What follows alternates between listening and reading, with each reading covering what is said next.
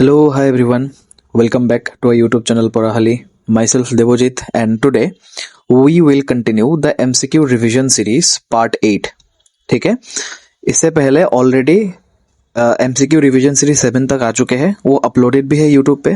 पहले वो कंटिन्यू करना, उसके बाद सीरीज 8 देखना आप. ठीक है, तो सीरीज 8 से हम पार्टिकुलरली हिस्ट्री स्टार्ट करने वाले हैं. ठीक है, हिस्ट्री के जो फर्स्ट चैप्टर है आपका, उसके बारे में कुछ क्वेश्चन है और उसको हम सॉल्व करने वाले हैं. ठीक है, तो चलो स्टार्ट करते हैं. सबसे पहले क्वेश्चन यहाँ पे क्या दिया है, during whose tenure the partition of Bengal executed. ठीक है, मतलब किसके टाइम पे, किसके टेन्योर के टाइम पे partition plan of Bengal execute किया गया था. ठीक है, आपको तो पता है 1905 में क्या हुआ था, बंगाल को दो पार्ट में डिवाइड किया था. एक था वेस्टर्न बंगाल, एक था ईस्टर्न बंगाल एंड असम. ठीक है, तो उसमें उस टाइम के जो वाइसरॉय थे, जिसके टाइम पे ये काम हुआ था, वो कौन थे. ठीक है, तो ये तो इजी है, ये आपको पता है कि लॉर्ड कर्जन के टाइम पे बंगाल का पार्टीशन हुआ था. थोड़ा बैकग्राउंड भी इस पे देख लेते हैं. ठीक है,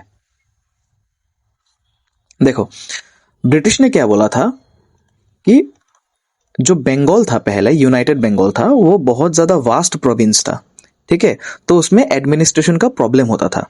इसके वजह से जो बंगाल को दो हिस्सों में डिवाइड किया गया था. लेकिन जो ओरिजिनल कॉज था, ठीक है, रीजन था, वो दूसरा ही था. क्योंकि ब्रिटिश के मोटिव पे था डिवाइड एंड रूल पॉलिसी. क्योंकि जो वेस्ट बंगाल वाला हिस्सा था वो हिंदू मेजोरिटी था, एंड जो ईस्ट बंगाल वाला हिस्सा था वो मुस्लिम मेजोरिटी था. तो दोनों कम्युनिटी के बीच में एक टेंशन पैदा करने के लिए ब्रिटिश ने ये बंगाल का पार्टीशन किया था. ठीक है, और ये जो एनफोर्स्ड हुआ था बंगाल का पार्टीशन, एनफोर्समेंट कब हुआ था, एनफोर्समेंट हुआ था 16 अक्टूबर 1905 से ये इंप्लीमेंटेशन स्टार्ट हुआ था. ठीक है, और एक अब कमेंट सेक्शन में बताना इसका एक, लॉर्ड कर्जन ने, ठीक है, लॉर्ड कर्जन ने एक लेफ्टिनेंट गवर्नर को ये जो बंगाल पार्टीशन का प्लान है उसको बनाने के लिए दिया था. ठीक है, उस लेफ्टिनेंट गवर्नर का नाम आप बताना. ठीक है, उस लेफ्टिनेंट गवर्नर में सजेशन भी दिया था कि 3 प्लेसेस को हम असम में इंक्लूड करने वाले हैं. ठीक है, अगर याद हो तो वो 3 नाम भी आप दे देना वहां पे. ठीक है, और ये जो प्लानिंग था, ठीक है, ये डिक्लेयर किया था हर्बर्ट रिस्ले ने, जो कि secretary of state for India थे. ठीक है, इसलिए इसको रिस्ले पेपर भी बोलते हैं. ठीक है, तो चलो नेक्स्ट क्वेश्चन में मूव करते हैं. तो इसका करेक्ट आंसर होगा लॉर्ड कर्जन. ठीक है, उसके बाद क्या बोला, विच British administrator helped in the formation of Muslim League in 1906. ठीक है, तो देखो थोड़ा बैकग्राउंड देख लेते हैं, उसके बाद इसके जो आंसर है उस पे आएंगे. ठीक है, तो 1905 में क्या हुआ था, बंगाल का पार्टीशन हुआ था. जो मेन रीजन था वो था मुस्लिम और हिंदू के बीच में एक कम्युनल टेंशन पैदा करने के लिए, जो ब्रिटिश का डिवाइड एंड रूल पॉलिसी भी था. ठीक है, तो कर्जन ने क्या किया उस टाइम, जो जितना भी मुस्लिम मेजोरिटी एरिया थे वहां पे जाके वो क्या करने लगा, विजिट करने लगा, और इसका जो फायदा है वो मुस्लिम लोगों के बीच में स्प्रेड करने लगा कि आपको पार्टीशन के जरिए कुछ फायदा मिलेगा आपको. ठीक है, और इसमें इनका साथ दिया था नवाब सलीमुल्लाह खान, जो आपको पता ही है ऑलरेडी. ठीक है, तो उसके बाद जो कर्जन है, कर्जन के बाद जो वाइसरॉय होता है वो होता है मिंटो, लॉर्ड मिंटो. ठीक है, तो ये मिंटो साहब क्या करते हैं, उनके पास कुछ मुस्लिम जो लीडर्स थे उस टाइम के, तो वो उनको पास आते हैं और कुछ उनका जो डिमांड है वो रखता है, जिसको हम शिमला डेप्यूटेशन भी बोलते हैं, क्योंकि वो शिमला में हुआ था. ठीक है, तो उन्होंने बोला था कि हाँ, आपका जो प्रपोजल है हम वो एक्सेप्ट कर लेंगे, और आप लोगों को एक सेपरेट इलेक्टोरेट देने के बाद हम सोचेंगे. ठीक है, हालांकि बाद में 1909 में सेपरेट इलेक्टोरेट दिया भी गया था. ठीक है, तो उसके बाद 30 दिसंबर 1906 में जितना भी उस टाइम के जो फेमस मुस्लिम लीडर्स थे, वो लोग क्या करते हैं, एक मीटिंग करते हैं ढाका पे. ठीक है, ढाका पे मीटिंग करते हैं, और वहां पे वो लोग डिसाइड करते हैं कि हम ऑल इंडिया मुस्लिम लीग का फॉर्मेशन करेंगे. ठीक है, तो इसका जो करेक्ट आंसर होगा ये होगा लॉर्ड मिंटो, क्योंकि उस टाइम में जो वाइसरॉय थे इंडिया के वो थे लॉर्ड मिंटो, और इन्होंने ही मुस्लिम्स को कुछ फायदा देने की बात किया था, और उसके बाद शिमला में एक एग्रीमेंट भी हुआ था उन लोगों के बीच में. ठीक है, उसके बाद फाइनली जाके ढाका में एक पॉलिटिकल पार्टी का एस्टेब्लिशमेंट हुआ था जिसका नाम था मुस्लिम लीग. ठीक है, उसके बाद the British government annulled the partition of Bengal by holding a durbar at Delhi. वो डेट आपको बोलने के लिए बोला यहाँ पे, ठीक है। यहाँ पे एक्चुअली ये ऑप्शन गलत है, ठीक है, मैं आपको लिख देता हूं यहाँ पे, ये 2 दिसंबर नहीं होगा, ये 12 दिसंबर होगा, ठीक है, 1-2 होगा, ठीक है। तो चलो थोड़ा बैकग्राउंड देखते हैं, उसके बाद ही फिर मूव करेंगे, ठीक है। तो एक्चुअली 1905 में आपको पता है कि बंगाल का पार्टीशन हुआ था। पार्टीशन के बाद पूरे इंडिया पे एक मूवमेंट चला था जिसका नाम था स्वदेशी मूवमेंट, और बॉयकॉट मूवमेंट भी चला था। जो ब्रिटिश के गुड्स थे, क्लॉथ्स थे, उसको हम बॉयकॉट भी किए थे, ठीक है। तो उसके प्रेशर में ब्रिटिश ने फाइनली 1911 में बंगाल को फिर से यूनिफाई करने की बात सोची, ठीक है। तब उस टाइम 12 दिसंबर 1911 में दिल्ली पे क्या हुआ था, एक दरबार हुआ था जिसमें कि जो क्राउन थे, जो इंग्लैंड के किंग थे, King George 5 and the Queen Mary थे, वो दोनों आए थे वहां पे, और उन्होंने डिक्लेयर किया कि बंगाल को हम फिर से यूनाइटेड कर देंगे। जो ईस्टर्न और वेस्टर्न बंगाल को हमने डिवाइड किया था उसको फिर से मिलाकर हम एक यूनिफाइंग बंगाल बना देंगे, ठीक है। और जो इंडिया का कैपिटल होगा वो बंगाल से हटा के हम न्यू दिल्ली जो है वहां पे शिफ्ट कर देंगे, ठीक है। तो ये हुआ था आपका 12 दिसंबर 1911, ठीक है। ये थोड़ा गलत है, 2 दिसंबर था, ये 12 दिसंबर होगा, ठीक है। उसके बाद देखो, between whom the treaty of Allahabad signed, ठीक है। आपके टेक्स्ट बुक में जो है, जो ट्रीटी ऑफ इलाहाबाद हुआ था वो किन दो पार्टियों के बीच में साइंड हुआ था, ठीक है। एक्चुअली क्या हुआ था, थोड़ा बैकग्राउंड देख लेते हैं पहले। 1764 में क्या हुआ था, 1764 में बैटल ऑफ बक्सर हुआ था, आपको पता है, ठीक है। बैटल ऑफ बक्सर किसके किसके बीच में हुआ था? एक हुआ था ब्रिटिश के बीच में, ब्रिटिश वर्सेस जो मुगल के एम्परर थे और इंडिया के नवाब थे, मुगल एम्परर के, ठीक है। तो इसमें क्या होता है, बैटल ऑफ बक्सर में जो ब्रिटिश ईस्ट इंडिया कंपनी थे वो जीत जाते हैं। British east India company won the battle, ठीक है।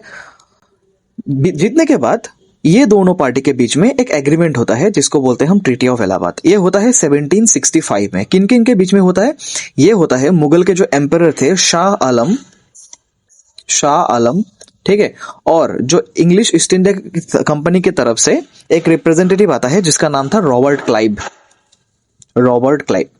इन दोनों के बीच में एक एग्रीमेंट होता है जिसके तहत जो ब्रिटिश ईस्ट इंडिया कंपनी है उनको दीवानी राइट्स दिया जाता है। दैट मीन्स कि बंगाल, बिहार और उड़ीसा में जितना भी रेवेन्यू जनरेट होगा वो कलेक्ट करने का परमिशन मिल गया था उन लोगों को शाह आलम से, ठीक है। तो इसका जो राइट आंसर होगा, इसका राइट आंसर होगा between Shah Alam and Robert Clive, ठीक है, ऑप्शन नंबर 3, ठीक है।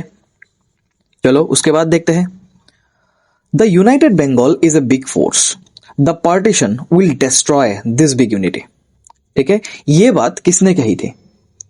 ठीक है। अब देखो 1905 में जो पार्टीशन हुआ था उसका प्लानिंग बहुत पहले से स्टार्ट हुआ था एक्चुअली, ठीक है। जो लॉर्ड कर्जन थे उनको पता था कि बंगाल एक सेंटर है इंडियन नेशनलिज्म का, अगर उसको ही तोड़ा जाए तो इंडिया का जितना भी छोटा मोटा मूवमेंट स्टार्ट होता है अगेंस्ट द ब्रिटिश वो रुक जाएगा, ठीक है।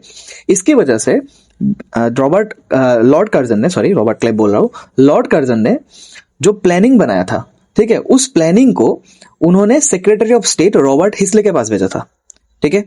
रॉबर्ट हिस्ले ने तब बोला था लेटर में लॉर्ड कर्जन को कि यूनाइटेड बंगाल एक बहुत बड़ा फोर्स है, अगर पार्टीशन हुआ तो ये जो यूनिटी है वो डिस्ट्रॉय हो जाएगा, तो हम इजीली इंडिया पे राज कर सकेंगे, ठीक है। तो ये कन्वर्सेशन हुआ था इन दोनों के बीच में, Lord Curzon and Herbert Risley, ठीक है। तो इसका जो करेक्ट आंसर होगा ये होगा।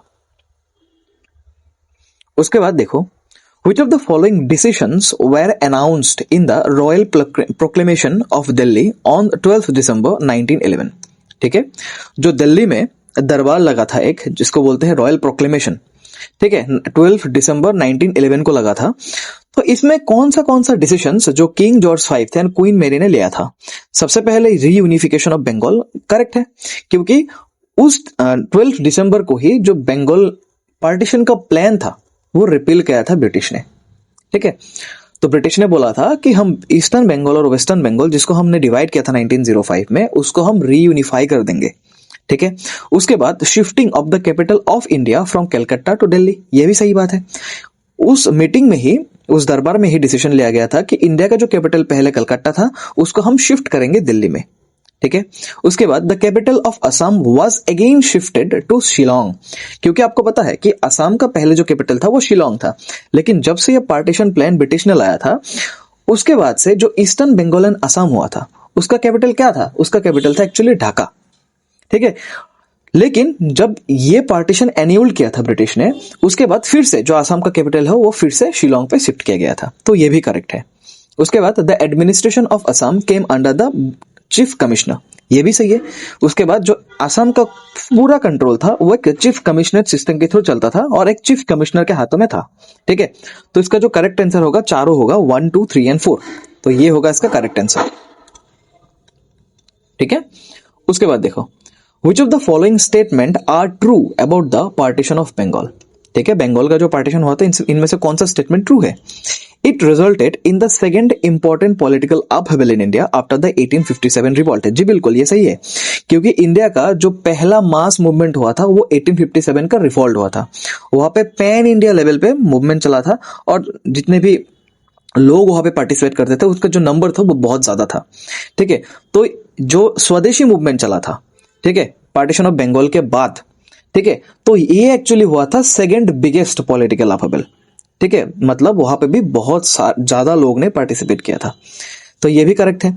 It was executed to suppress the growing national consciousness in Bengal, क्योंकि उस टाइम में बंगाल में जितना भी पॉलिटिकल लीडर थे, जितना भी उस टाइम के कांग्रेस के लीडर थे, बड़े बड़े लीडर थे, वो बहुत नेशनल कॉन्शियसनेस को लेके परेशान थे कि ब्रिटिश हमको ऐसे राज करते थे, ऐसा नहीं करना चाहिए।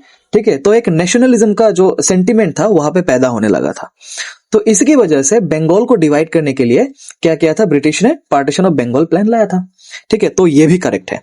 उसके बाद Shillong was made the capital of eastern Bengal and Assam, ये तो नहीं है, क्योंकि जस्ट अभी मैंने बोला जो eastern Bengal and western Bengal British ने क्रिएट किया था, जो eastern Bengal and Assam sector था उसका जो कैपिटल था वो था ढाका।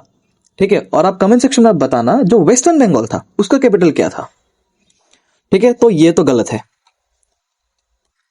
बाकी दो करेक्ट है। 3 नंबर क्या बोला, 4 नंबर क्या बोला, इट लीड टू द स्वदेशी मूवमेंट, ये भी करेक्ट है। जो बंगाल पार्टीशन हुआ था उसके खिलाफ लोगों ने जो आवाज उठाया था, लोगों ने जो मूवमेंट किया था उसको स्वदेशी मूवमेंट भी बोलते हैं।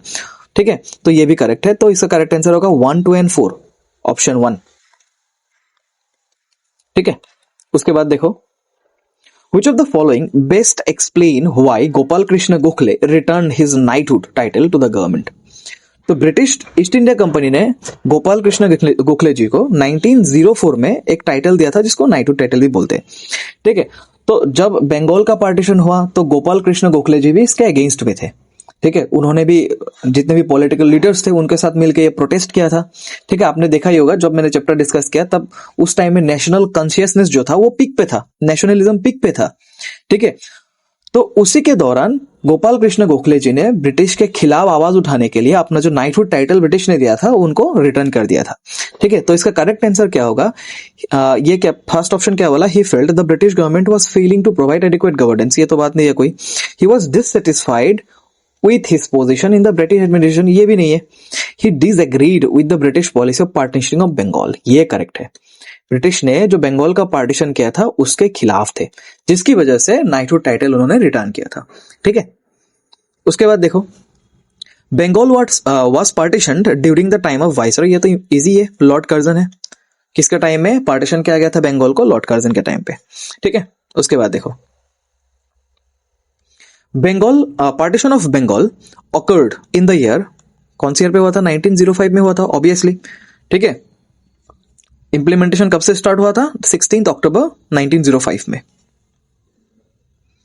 उसके बाद the outbreak of sepoy mutiny was in 1857, क्योंकि ये पहला मास मूवमेंट था जहां पे पैन इंडिया लेवल पे लोगों ने इसको पार्टिसिपेट किया था, ब्रिटिश के खिलाफ आवाज उठाया था एक साथ। ठीक है, और सेकंड पॉलिटिकल अपहेवल कौन सा होगा, जो आपका स्वदेशी मूवमेंट होगा। ठीक है, उसके बाद the British government introduced the regulating act in, British government ने रेगुलेटिंग एक्ट को कब इंट्रोड्यूस किया था, 1773 में इंट्रोड्यूस किया था। उसके बाद the Allahabad treaty was signed, ये तो इजी है क्योंकि जस्ट मैंने बोला 1764 में बैटल ऑफ बक्सर हुआ था। उसके बाद एक एग्रीमेंट हुआ था between the Shah Alam and the Robert Clive, ठीक है। और इस एग्रीमेंट में बोला गया था कि ब्रिटिश को बंगाल, बिहार एंड ओडिशा में दीवानी राइट्स मिलेगा। दैट मीन्स रेवेन्यू कलेक्ट करने के लिए जो राइट्स मिलता है वो मिलेगा ब्रिटिश को, ठीक है। और ये दिया था मुगल एम्परर शाह आलम जी ने। उसके बाद देखो the Allahabad treaty was signed, ये डबल डबल आ चुका है, ठीक है। ये तो जस्ट ऑलरेडी हमने डिस्कस किया, ये रॉबर्ट क्लाइव होगा और मुगल एम्परर शाह आलम होगा, ठीक है। तो इन दोनों के बीच में इलाहाबाद ट्रीटी साइन हुआ था। तो आज के लिए इतना ही है, ठीक है। तो नेक्स्ट एमसीक्यू रिवीजन सीरीज जो पार्ट 9 आएगा उसमें भी हम इस चैप्टर के और कुछ एमसीक्यूज डिस्कस करेंगे। तब तक के लिए थैंक यू वेरी मच, मिलते हैं नेक्स्ट लेक्चर सीरीज पे।